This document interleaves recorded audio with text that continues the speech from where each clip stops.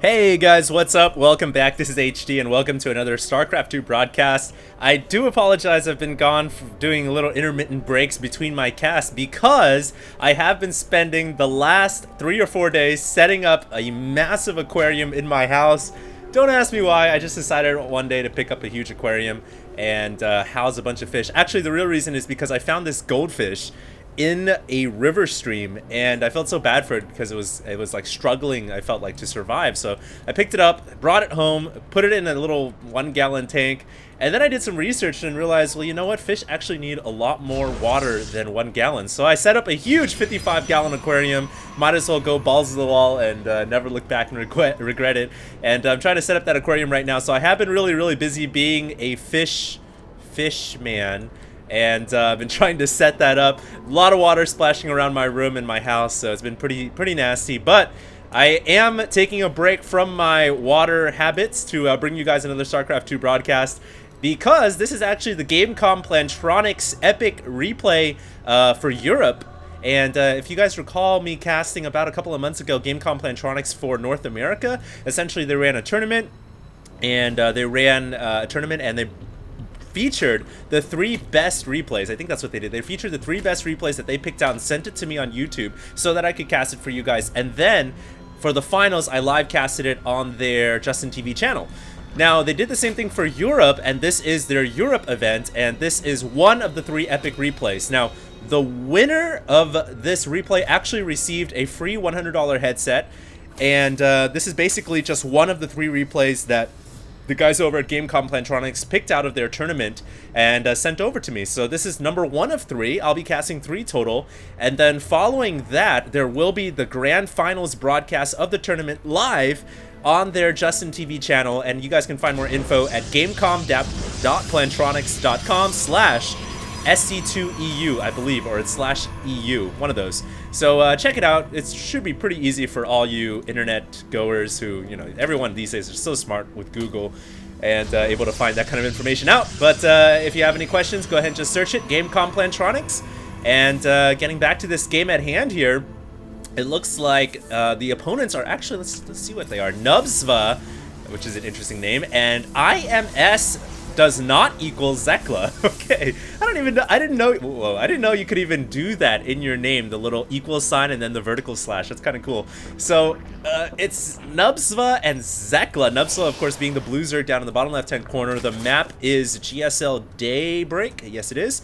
And Zekla is going to be the Protoss at the top right, who has opened up with a Forge Fast Expand. So things looking pretty standard right now. There's nothing too unusual, except I guess for this gas steal that Nubsva decided to go for, which is, yeah, it's kind of interesting. I'm not really a big proponent of stealing the Protoss gas because usually, especially on maps like this where they've already Forge Fast Expanded, because they've got 4 options for gas. They've got the one on the left, the one over here, and then they've got the ones down here. So they've got so many options for gas, and they're not going to take all 4 anyways. That stealing that gas really is kind of a waste of a drone. I mean, I guess you could do it if you feel like your drone's going to die anyways. But that is what Nubsva decided to do, and Zekla, of course, just going to go ahead and grab the gas down with the naturals. So no big loss there. Yeah, game's going on as projected, as we usually expect Zerg versus Protoss to go. Nothing too out of the ordinary thus far. By the way, guys, if you guys were wondering what I have in my aquarium, I only have that little goldfish, which I named Wally. Don't know why. Just thought it was a cute name for him. And so Wally the goldfish is living in my 55-gallon. And I have a couple of Tetras that I bought at PetSmart. And a Dojo Loach or something like that. I know a lot of you guys probably don't really care for aquariums and don't care for fish, and I never really did either prior to finding Wally in the river stream, but I don't know, it's pretty fun, it's pretty rewarding. I might just become a super pet guy, and I'll make my own YouTube channel called HD Pets, and then I'll put videos up about my aquarium and my dogs and cats and other interesting things. You know what would be cool as a pet Zergling? That would be really nice to have. So I guess we'll just have to see. Maybe someday they'll breed genetic pet Zerglings and you can take them home. But anyways, let's see what Zekla is doing here. He's got a Stargate coming. All right. So That is kind of interesting. Now, he hasn't mined the third gas here. I guess it is a fourth now because he claimed the one in the natural. But he's essentially only mining 3 gases, and he's going for 1 Stargate here. Now, since he's not occupying the 4th gas, I don't think he's going to throw down a secondary Stargate. No, he's not. So he's just opening up with a single Stargate here, Zekla is, trying to get out a quick Void Ray and harass through the skies. Now, he might go for Phoenix. I would imagine he's going to stick with the Void Ray, though, because it's such... Nope, he's going to go for Phoenixes. I was going to say Void Rays because then he can kind of harass the queens as well, but he is going to stick to a Phoenix or 2 here, and depending on how many gateways he throws down will kind of show his build. Now, the problem, though, for Protoss players when they open up Stargate and then go into Phoenix is they really do delay their late game tech. They delay Colossus, they delay Templar tech, and delay all the necessary things as well as upgrades, because you got to invest all that gas into the Stargate that you really need to play late game PvZ. So it's gonna come down to whether or not the Protoss player Zekla is gonna be able to do damage to the Zerg player right now, and he's actually gonna go right into Twilight Council as well. It's almost kind of reminiscent of the Phoenix charge lot build that we saw from Noni way back in the days. Don't think that's what he's gonna do, but we'll just have to wait and see. The Zergling did just run up. My little pet Zergling, how cute. And he did not see the Stargate. So the Zerg player right now, Nubsva, has no idea that Phoenixes are out in the air. So there's 3 Phoenix now making their way across the map. No idea that the Phoenixes are up here. And this queen will go down to the 3 Phoenixes, I believe. And there goes the Graviton Beam. The creep spread did not connect the natural to the main, and that is a mistake from Nubsva. He actually doesn't really have any creep tumors at all, except the ones inside the main. So if he had focused on spreading the creep and connecting the 3rd to the nat, then he would have been able to save this 3rd and save the queens and now the ensuing drones. Unfortunately, didn't have the hindsight to do that. I'm not saying he's a bad player or anything at all, because, of course, this is the epic replay that GameCom Plantronics sent out to me, meaning that these replays are pretty good, they are pretty high level. So, you know, just a small mistake right there. Nubsva actually will lose another queen here? No! The Phoenix is running out of Graviton Beam energy. They just don't have enough, not 3, to kill off more than 1 queen, but they are going to be able to pick off Overlords here. 1 Overlord shall go down. Lair is actually very late for the Zerg player. That's very surprising. He really doesn't have any anti-air except for the queens and the 5 spore crawlers that he's erecting right now inside of his 2 bases. That's 3 bases, actually. So, a super late Lair. I'm not quite sure why his Lair is so late. You know, at 11 minutes, usually that's when Zerg players have their lair finished already, but his lair is only halfway done, and he's lost so many Overlords as a result of that, so Zekla is really pulled far ahead in this game. And I was talking about that before. If you're going to be a Protoss player and you're going to go for the Stargate opening, and then, well, if you're going to go for Stargate opening, period, you have to do some kind of damage with it, because it just sets you so far behind in your late game tech if you don't. So certainly Zekla has been able to do just that. In fact, he's going in for more strike kills here. Look at those 3 Phoenixes flying right in. Bombardiers going ahead. And I think they picked off another Overlord or did some damage right there.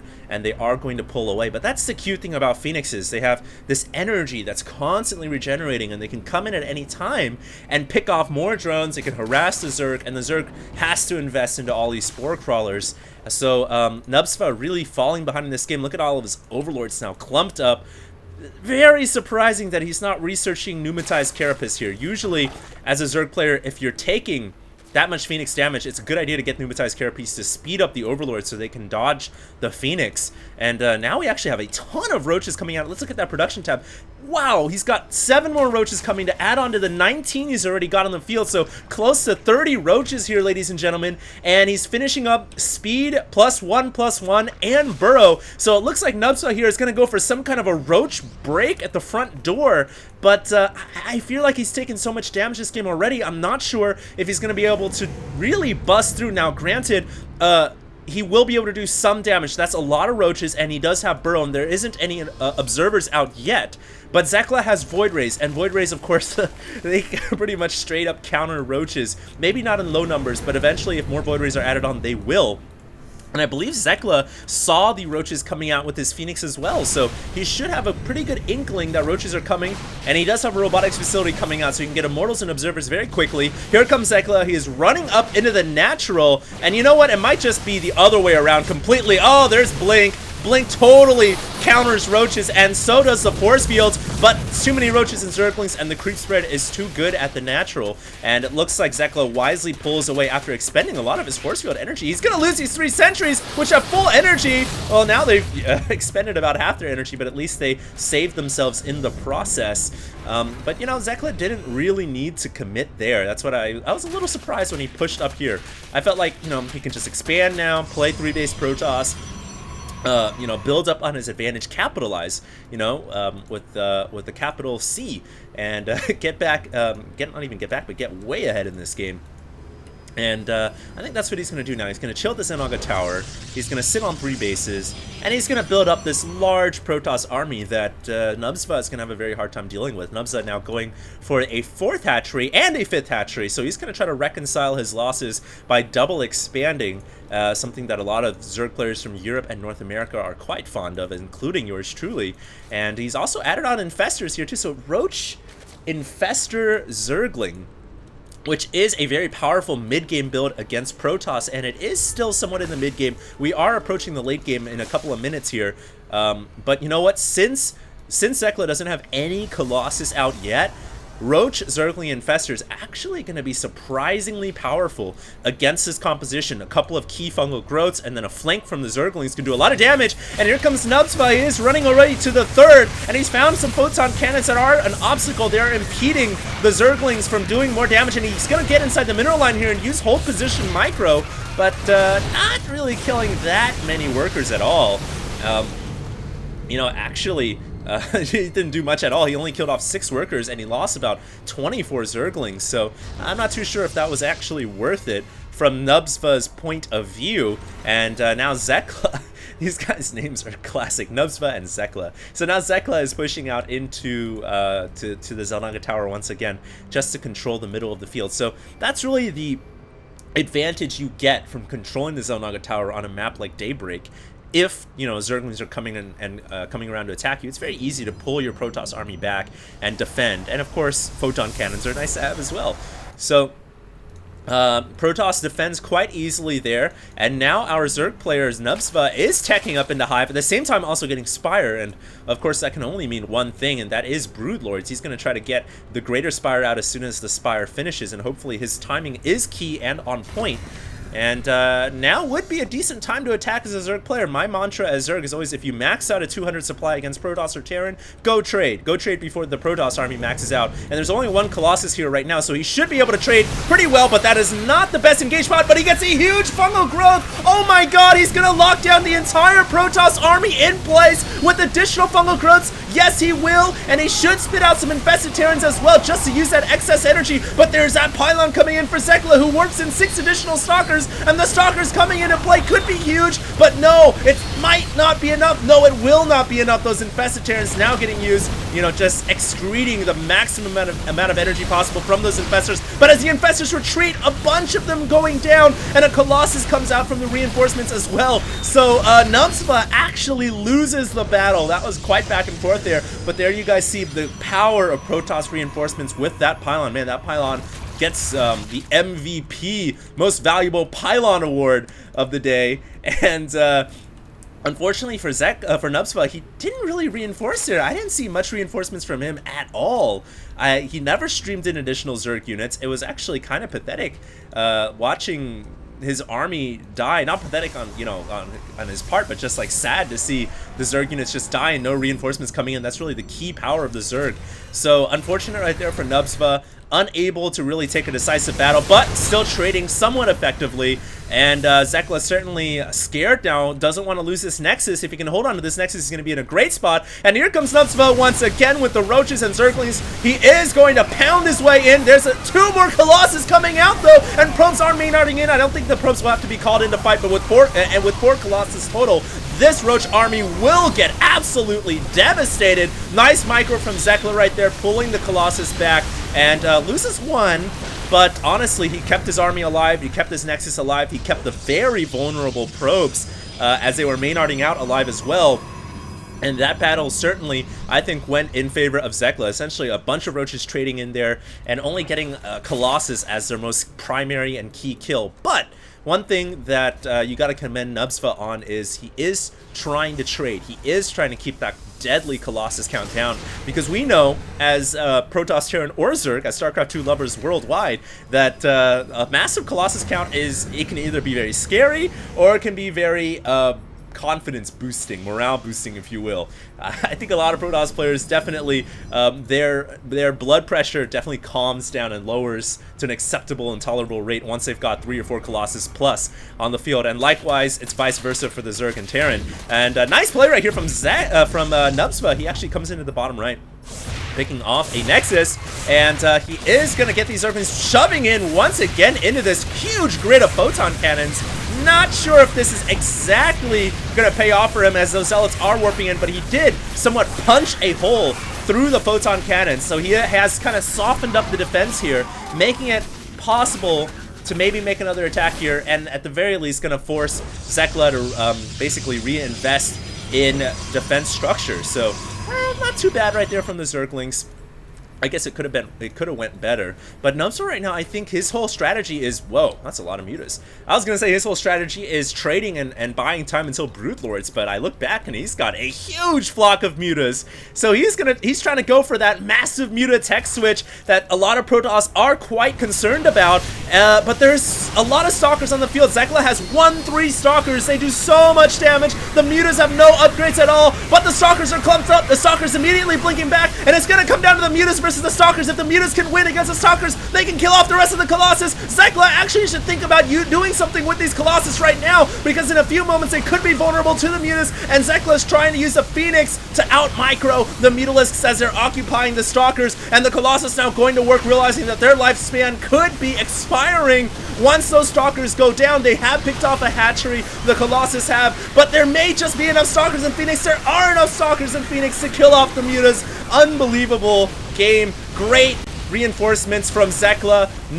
I can't say the same about Nubsva, and you can't really blame him. Mutas are much harder to reinforce than Zerglings and Roaches, and now it may be too much for the Zerg player to handle. He just cannot get enough stalkers to crush enough mutas to crush the stalkers. If only he could have killed off all those stalkers, then those Colossus would have went down so easily, but it did not turn out that way, and Nubsva has to call the GG. So the Protoss player wins the $100 headset. He is basically the victor for this epic replay number 1.